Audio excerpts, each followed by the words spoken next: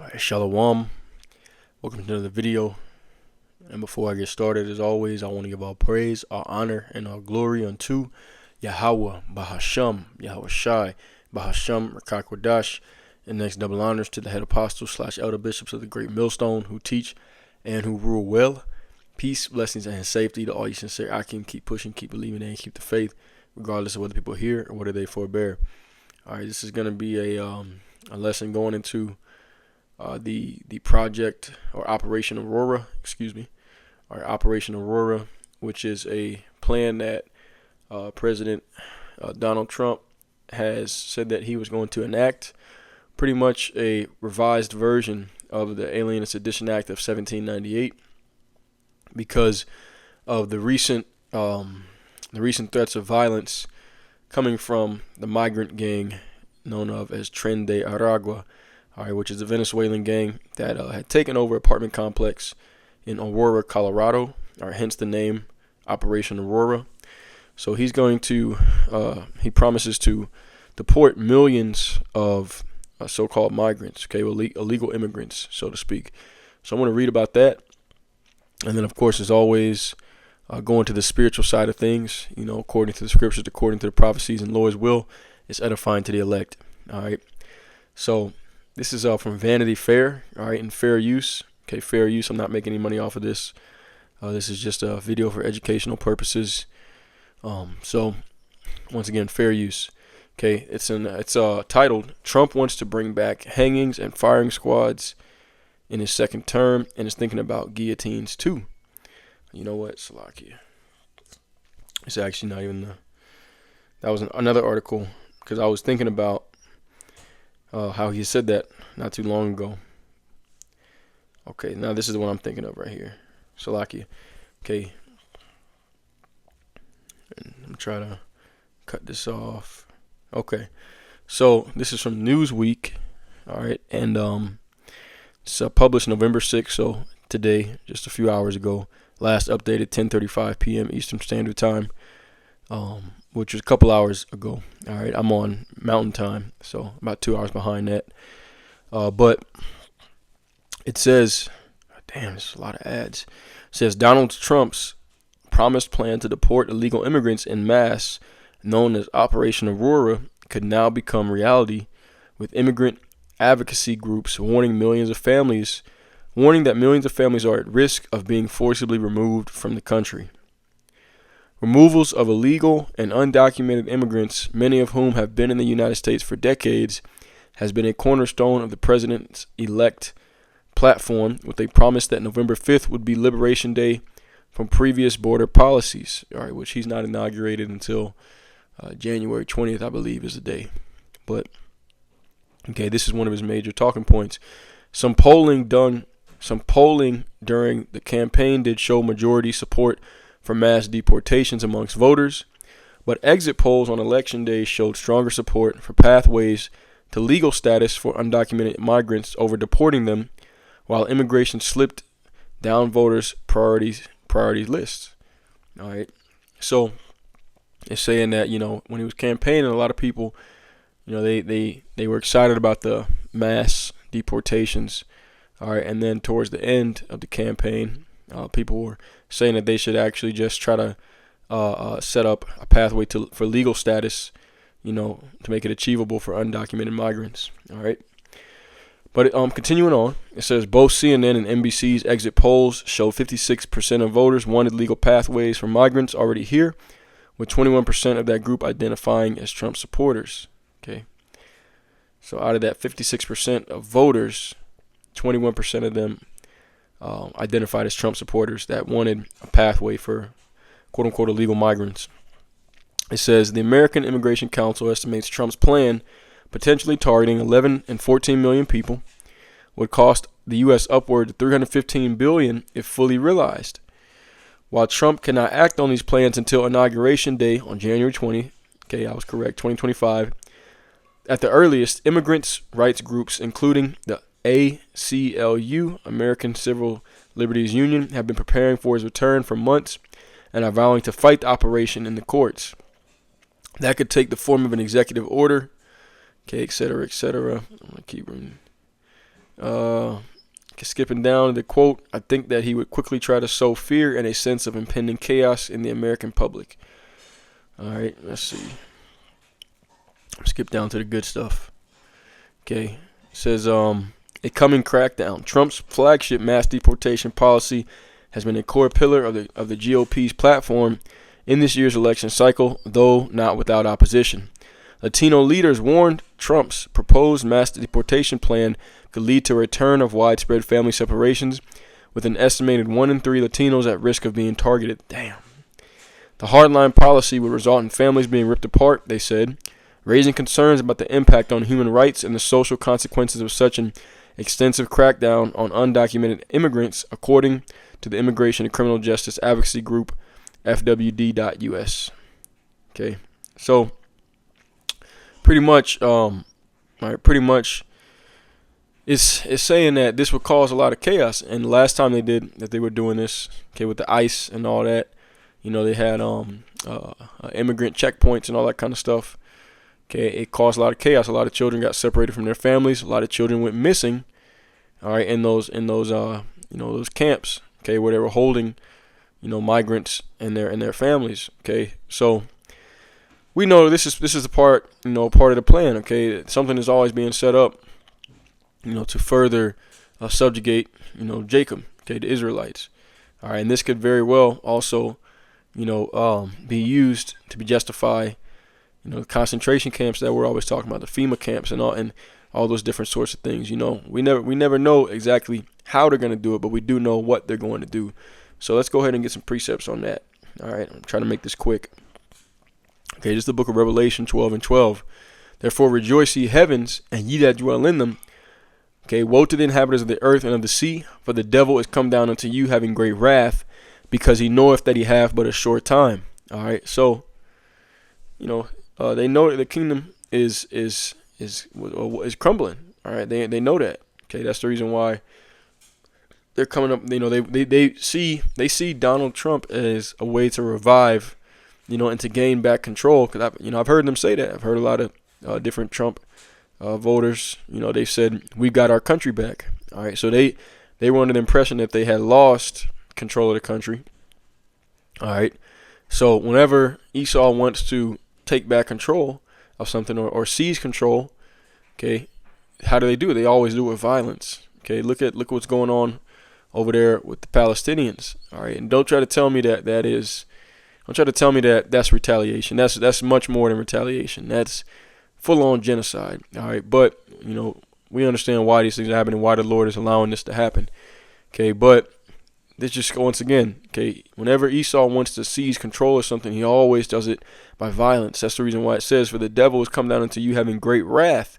Okay, extreme violence, because he knoweth that he hath but a short time. Okay, and that's really the upper echelon of Esau, but even the lower level Edomites, okay, they feel threatened by by Israelites, so-called Negroes and Latinos and natives, okay, brown people having freedoms in Babylon the Great. Okay, to them it's a threat for us to be considered equal to them, which we know that we're not and never would be able to be considered equal to them in this kingdom, because this is their rulership. But they feel like a lot of Jakes are trying to push for that. All right, they don't really understand the spiritual aspect of things, of how this is not our rest. Okay, we're not supposed to be comfortable here. We're not going to be treated equally. Okay, because the Lord is going to come and He's going to give us a kingdom. All right, well, we're going to be the ones on top. It's going to be a role reversal. Okay, but the average everyday American mouth breather, they're not aware of these things. They're not aware of the movie that's playing out. Okay, the movie script. All right, so Esau, from the higher level and the lower level, all right, they know, okay, that their time is coming short. Okay, when they talk about really on a higher level with the elites, the NWO, okay, the New World Order, is really all about establishing, quote unquote, white supremacy and subjugating, really the whole world. Though I wouldn't even just say it's really about, quote unquote, black and white. It's about subjugating the whole world. All right, under the oligarchy. Okay, seizing control. But on the lower level, with your average, once again, everyday, mouth breather here in America, Babylon the Great, okay, The average everyday Edomite is thinking about, when they say make America great again, they just mean pretty much put you Jakes back in your place, because the things that you see Israelites doing, nowadays, man, they wouldn't dare do something like that 50 years ago. You'd be hung from a tree. All right. And Esau realizes that fear of him is pretty much dissipating. Okay. The nations are not afraid of Esau as they once were. You got Jake, like you had that, I think it was down in Mississippi or something, or Alabama, Mobile, Alabama. All right. You had that big like fight breakout. They was smashing chairs on those Edomites' heads and all kind of craziness. That was 6 months ago, maybe. Can't remember exactly. But, Jake wouldn't dare do stuff like that 100 years ago, because, you'd be hung from a tree. All right. That's just the reality of it. And Esau wants that kind of fear and influence and power to come back. All right. But it's not going to. Okay. But that's going to cause them to fight. All right. They, fight for their country, as they say, so to speak. Okay. This is Zechariah 14 and verse 1. Behold, the day of the Lord cometh, and thy spoil shall be divided in the midst of thee. For I will gather all nations against Jerusalem to battle. Okay, we know it's mostly Esau, but these different heathen nations, they hate us as well. All right, they are, they even 2/3 of our own people. Okay, you got a lot of Latinos. I'm down here on the border where it's like 80-90%, Latino, and you got a lot of Latinos that are voting. And I'm, like I said, we're apolitical, but essentially, Trump is talking about mass deportations. Who is that going to affect the most? It ain't going to affect, other so-called white people or even so-called black Americans. It's going to affect the Northern Kingdom. It's going to affect, so-called Mexicans and any other, Latino immigrant. Okay. But they're voting for that. In this election, majority of Latino votes went towards Donald Trump, which I get, both of them. He's the lesser of two evils, all right? But at the end of the day, these other nations, they all hate you, okay? They all hate you. Even 2/3 of our own people hate us, all right? You got these ninjas, okay? They rise up against the men that are sent to prophesy of their freedom, in order to try to fight for this system to remain, and to fight for that so that Esau can rule over them in the kingdom of heaven too. All right, that's because they got that Stockholm syndrome. So if 2/3 of our people think like that, how much more these heathens? For I will gather all nations against Jerusalem to battle, and the city shall be taken, and the houses rifled, and the women ravished, and half of the city shall go forth into captivity, in concentration camps. Okay, and the residue of the people shall not be cut off from the city. All right, and it says, and half of the city shall go forth into captivity, and this is not an official breakdown. I'm just extrapolating. Okay, you got the Southern Kingdom and the Northern Kingdom. Okay, I got to qualify that. I'm just extrapolating here. Okay, you got the Southern Kingdom and the Northern Kingdom. The Israelites. This Aurora project, or Operation Aurora, is going to disproportionately affect the Northern Kingdom, and a lot of them, voted for that, man. Which, hey, it is what it is. Okay, Jake still hasn't. 2/3 still haven't realized that this is not their rest. But anyways, continuing on, it says, and the residue of the people shall not be cut off from the city. The residue, or the remnant, is talking about the remnant of Jacob. All right, they're going to survive. Okay, they're not going to be cut off in Babylon the Great. Okay, Yahweh would be that number. Okay, because he's going to protect. He's going to send down his angels to protect the elect in that time.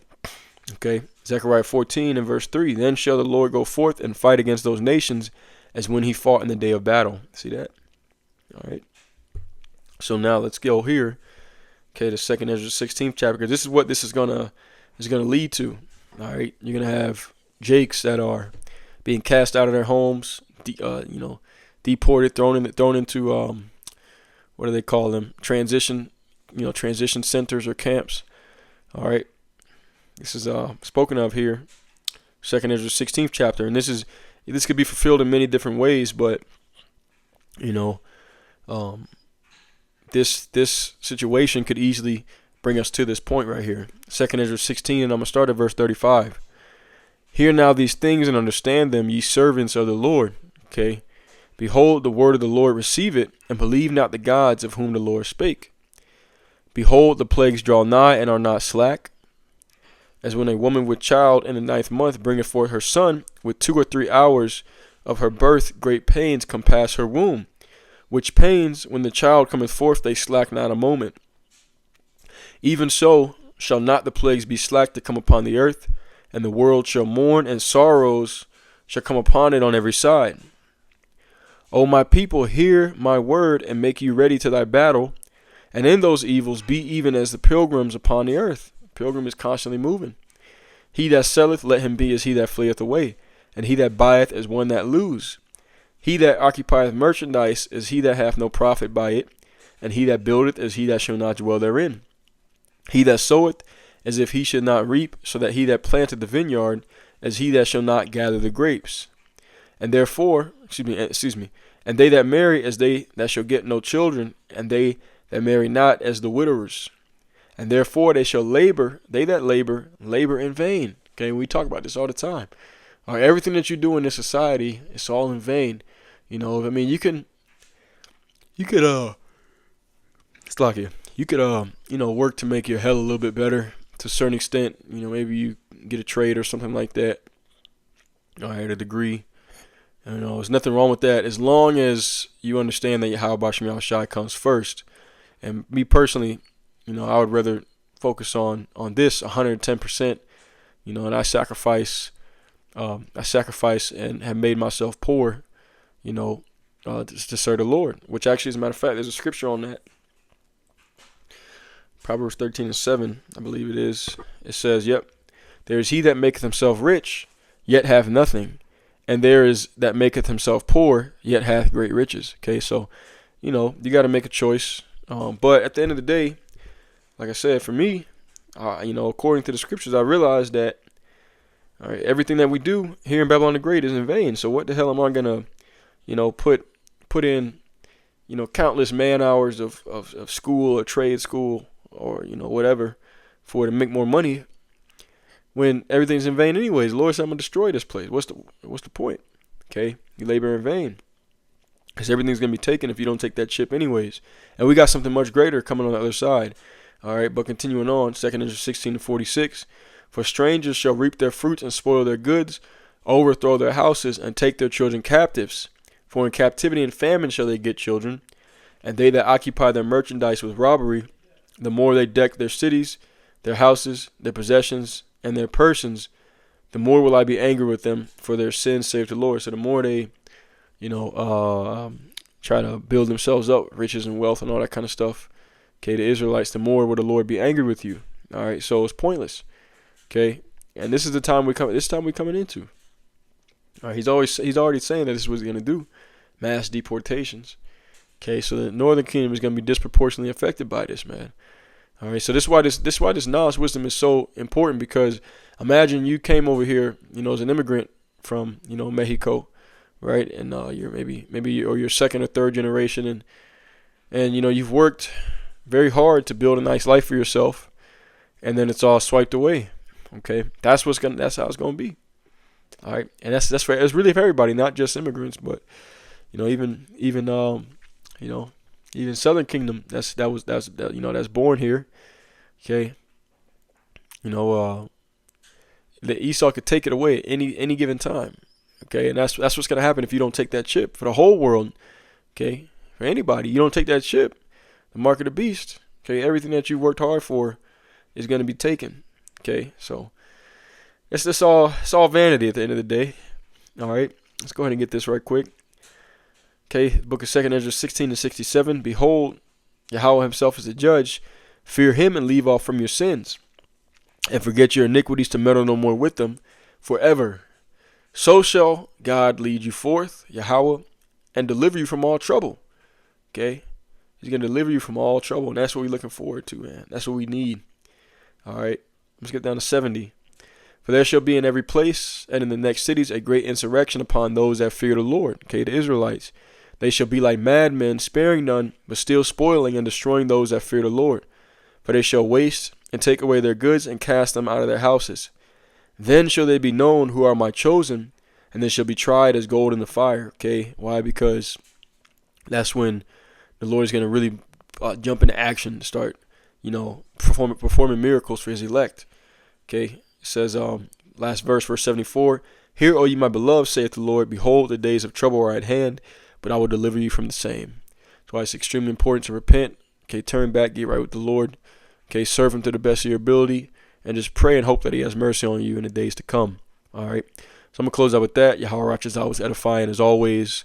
All praise, honor, and glory to Yahweh, Bahashem, Yahweh Shai, Bahashem, Rakakodash. All right, until next time, Shalom.